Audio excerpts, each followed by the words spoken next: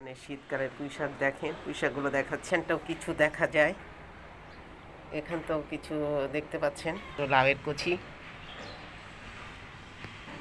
এই যে দেখেন, আরও আল্লাহ দিলে সব জায়গায় দিতে পারে, সেইভাবে আমার লাউ গাছটা।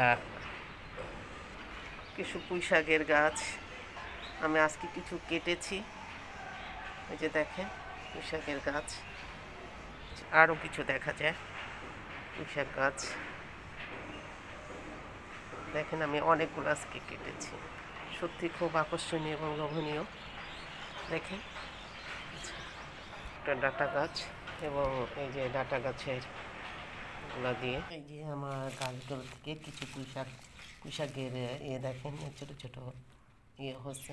এগুলো বাজারে জিজ্ঞাসা করেছিলাম, তা ওরা বলছে 250 টাকা কেজি। গাছ থেকে কিনলাম কত কচি, ওই ছোট্ট গাছ থেকে কিছুটা লাউয়ের পাতা, এটা লাউয়ের পাতা ভর্তা বানাবো।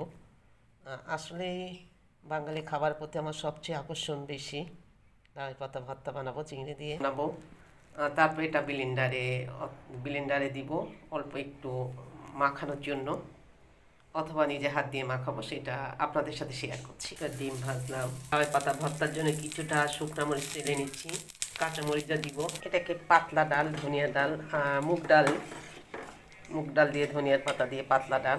আমি এখানে তরকারির চিংড়ি দিয়েছি, আস্ত রসুন দিয়েছি, কাঁচামরিচ দিয়েছি। ইতিমধ্যে আমি মরিচ ভেজে নিয়েছি, এবার মধ্যে লাউয়ের পাতা দিব। লাউয়ের পাতাটা দিলাম, দিয়ে জাস্ট একটু নাড়াচাড়া করবে, একটু ভাপাই নিব, অথবা একটু সিদ্ধ হওয়া পর্যন্ত অপেক্ষা, তারপর ব্লেন্ডারে দিব।